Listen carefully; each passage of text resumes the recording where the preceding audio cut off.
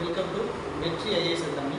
இப்போ நம்ம என்ன பார்க்க போகிறோம் அப்படின்னா, அளவியலில் 2Dயில் வந்துட்டுன்னா ஒரு கம்பி வச்சு ஒரு கம்பியை ஒரு சேஃபாக வளைக்கும் போது எப்படி வருது, இதோட பரப்பளவு என்ன, இதோட சுற்றளவு என்ன, அதுக்கடுத்து அது மாதிரிலாம் கேட்பாங்க.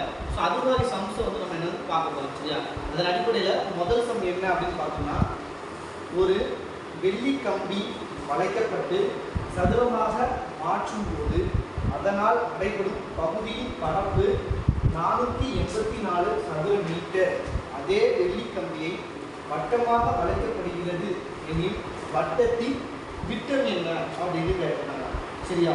ஃபர்ஸ்ட் நம்ம என்ன செய்யணும்னா, ஒரு கம்பி இருக்கு அப்படின்னாலே அதை வந்து நம்ம எந்த டைமென்ஷனுக்கு மாற்றினாலும் அது எதுக்கு ஈக்குவலாக இருக்கும் அப்படின்னா, அந்த கம்பியோட நீளமானது அந்த பொருள் மாற்றப்படுவதில்லை, அந்த மாற்றோட பொருளின் சுற்றளவுக்கு ஈக்குவலாக. எக்ஸாம்பிள் சொல்லணும் அப்படின்னா, இப்போ ஒரு கம்பி இருக்குது அப்படின்னா, இந்த கம்பியை நான் வளைச்சு ஒரு சதுரமாக மாற்றலை அப்படின்னு பார்க்கும்போது இந்த சதுரத்தின் சுற்றளவானது எதுக்கு ஈக்குவலாக இருக்கும், இந்த கம்பியோட நீளத்துக்கு ஈக்குவலாக இருக்கும். ஸோ அதை வந்து நம்ம பேசிக்காகவே இதில் வந்து நம்ம புரிஞ்சுக்கணும், சரியா?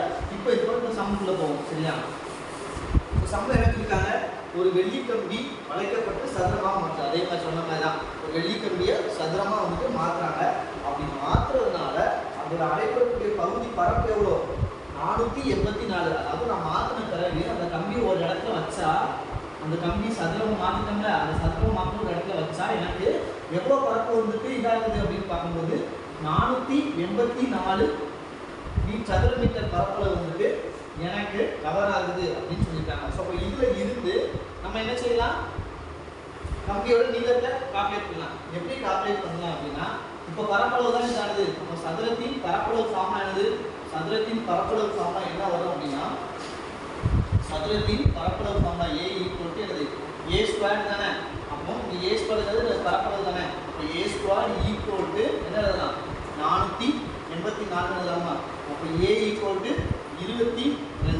22ஓட ஸ்கொயர் தான் என்ன வரும் அப்படின்னா 484. இது வந்து இந்த சதுரத்தோட ஒரு பக்கம், ஓகேவா? அப்போ நம்ம கம்பியோட நீளத்தை இது பண்ணது சுற்றளவு ஏற்கனவே ஈக்குவலாக இருக்குன்னு சொல்லுவோமா. அப்போ இதோட சுற்றளவு தான் என்னது, கம்பியோட நீளமாக இருக்கும். அப்போ அதன் அடிப்படையில் சதுரத்தின் சுற்றளவு அப்படின்னு பார்த்தோம்னா என்ன ஃபார்முலா அப்படின்றது 4A.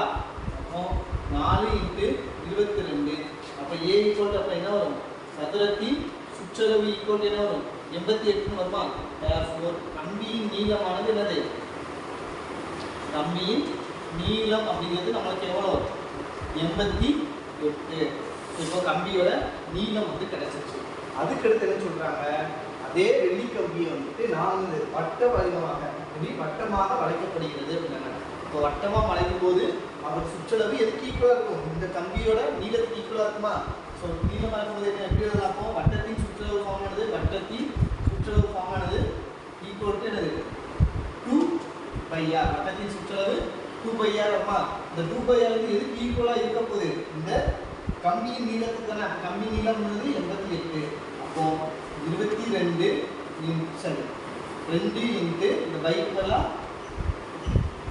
2 × 22/7 × 6 நம்மளுக்கு தெரியாது. அந்த 6 கண்டுபிடிக்கிறதுனால தான் நம்ம இது பண்ணிட்டு இருக்கோம், சரியா?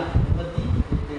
ஸோ அப்போ 6 மட்டும் வச்சுட்டு மற்ற எல்லாத்தையும் சொல்லிங்கன்னா என்ன வரும், 88 × 7 / 2 × 22. ஸோ அது 2 இருந்துட்டுனா 2 × 22 44. ஸோ 1 44 44 2 44 88.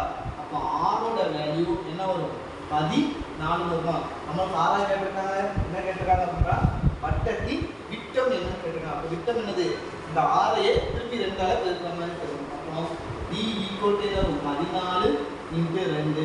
ஸோ நம்மளுக்கு விட்டத்தோட ஆன்சர் என்னது 28 அப்படிங்கிறதான் நம்மளுக்கான ஆன்சராக வரும், ஓகேவா? ஓகே, நெக்ஸ்ட் கொஸ்டின் என்ன, அதே கம்பி வச்ச மாதிரி கணக்குதான். என்ன சொல்லியிருக்காங்க அப்படின்னா, 1320 சென்டிமீட்டர் நீளமுள்ள ஒரு கம்பி 7 சென்டிமீட்டர் ஆழமுள்ள வட்டங்களாக மாற்றப்படுகிறது. மொத்தம் எத்தனை வட்ட கம்பிகளை உருவாக்க முடியும் அப்படின்னு கேட்டிருக்காங்க, ஓகேவா? ஸோ அப்போ இதில் என்ன செய்யிருக்காங்க, ஒரு நீளமான கம்பி இருக்கு. இந்த கம்பியை வந்துட்டு 7 சென்டிமீட்டர் ஆழமுள்ள ஒரு வட்டமாக வந்துட்டு மாத்துறாங்க. இப்படி அந்த கம்பி மூலம் எத்தனை வட்டங்களை வந்து நம்ம கொண்டு வர முடியும் அப்படின்னு தான் கொஸ்டின் கேட்டிருக்காங்க. சரியா? ஸோ அதே மாதிரி தான் ஏற்கனவே என்ன சொல்லியிருந்தேன், போன சொன்ன மாதிரி ஒரு கம்பியின் நீளமானது எதற்கு சமமாக இருக்கும் அப்படின்னு கேட்டாலும் நம்ம எந்த பொருளாக மாற்ற போகிறோமோ அந்த பொருளின் சுற்றளவுக்கு சமமாக இருக்கும் தானே. ஸோ அதெல்லாம் இங்கே கம்பியின் நீளம் தானே. அப்போ கம்பியின் நீளத்தை நான் வந்து என்ன செஞ்சிருக்கேன், 1320 கொடுத்துருக்காங்க. அதை இது எதுக்கு ஈக்குவலாக இருக்கும் அப்படின்னா சுற்றளவுக்கு ஈக்குவலாக இருக்குன்னு சொல்லியிருக்காங்க. அப்போ சுற்றளவு ஃபார்முலா எப்படி மாற்ற போகிறாங்க, வட்டமாக தானே மாற்ற போகிறாங்க. ஸோ அப்போ வட்டத்தோட சுற்றளவு ஃபார்முலா என்னது, 2πr. ஓகேவா? இதுக்கு சமமாக இருக்கும். ஆனால் என்ன செய்யறாங்க, n நம்பர் ஆஃப் வட்டம், அப்போ நிறைய வட்டத்தை வந்து செய்ய போறாங்க அப்படிங்கிற மீனிங்ஸ். அப்போ இந்த வட்டம் எதுக்கு இருக்கும், இந்த சுற்றளவு கொண்ட n வட்டங்களுக்கு சமமாக இருக்கும். அப்போ எத்தனை வட்டங்கள் செய்ய போறாங்க அப்படிங்கிறத நம்ம கண்டுபிடிக்கணும். ஓகேவா? அப்போ இங்க r என்ன கொடுத்துருக்காங்க நம்மளுக்கு, இந்த கொடுத்துருப்பாங்க ஒரு கம்பி 7 சென்டிமீட்டர் ஆரம் உள்ள வட்டங்களாக மாற்றப்படுகிறது. அப்போ அங்க r அப்படிங்கிறது எதை மீன் பண்ணுது அப்படின்னா 7 எதை மீன் பண்ணுது, அந்த செய்யக்கூடிய புதுசா செய்யக்கூடிய ஒரு வட்டத்தின் ஆரத்தை வந்து மீன் பண்ணுது. ஸோ இப்போ இதில் வந்து சப்மிட் பண்ணலாமா அப்படி பார்க்கும்போது 1320 ஈக்குவல் டு 2 இன்ட்டு பையோட வேல்யூ என்னது 22/7 இன்ட்டு 6 என்ன போடலாம் 7 போடலாமா, இன்ட்டு என்னன்னு வரும். அப்போ இங்கே ஒரு 7க்கு ஒரு 7 கேன்சல் ஆயிடும். அப்போ n ஈக்குவல் என்ன வரும் 1320 divided by 2 into 22 வருமா.